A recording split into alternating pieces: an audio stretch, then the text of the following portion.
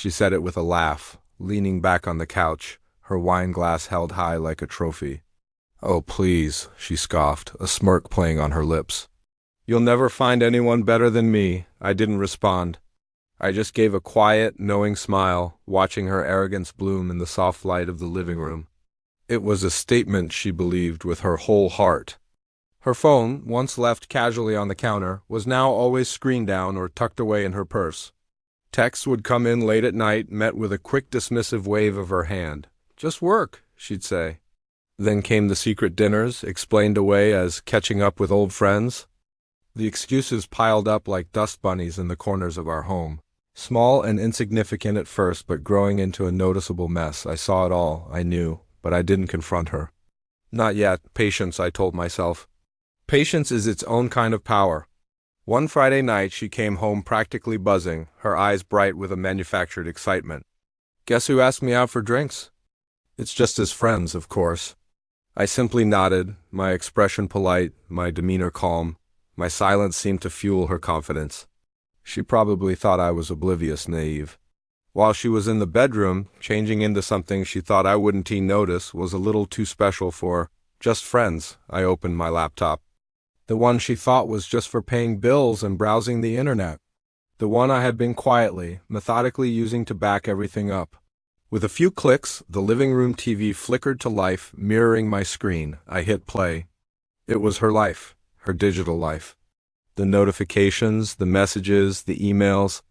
Screenshots of conversations she thought were deleted forever. Photos she believed I'd never, ever see. And then her voice filled the room, not from her lips, but from the speakers. Audio clips from her late-night calls. Every lie, every flirtatious comment, every secret she had so carefully hidden. All of it was there. Clear, crisp, and completely unavoidable. She stumbled back, her hand flying to her mouth. The buzz of excitement was gone, replaced by pure, unadulterated panic. Real panic. The kind you see when someone's perfectly constructed world shatters in an instant. How? She whispered, her voice barely audible over the sound of her own recorded words. I didn't answer. I just let her watch. I let her listen as the undeniable proof of her betrayal played out in high definition. It was her own arrogance, her own words, her own actions, now turned against her. The house was eerily silent, save for the audio from the screen and the sound of her ragged breathing. Her panic was a storm. My calm was the eye of it. This wasn't about shouting or screaming. It was about the cold, hard truth. By the time the last audio file faded to black, she was pale, her face a mask of disbelief and horror.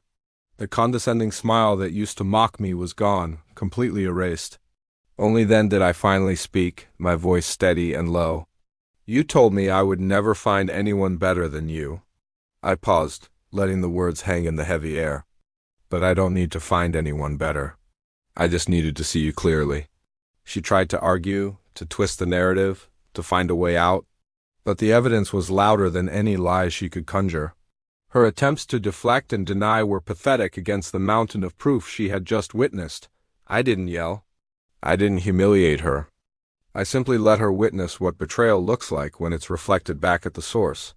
There was no satisfaction in her pain, only in the clarity it brought. Weeks later, she moved out. The look of panic never quite left her face. It was the look of someone who had been confronted not by anger, but by the mirror of their own actions. I learned that I didn't need revenge beyond the truth. Sometimes the most powerful weapon isn't rage or fury, it's patience. It's letting someone see themselves for who they truly are. And in the quiet aftermath of her departure, as I stood in the silence of my own home, I realized something profound. I was finally, truly free. Thanks for listening. If this story resonated with you, consider subscribing for more.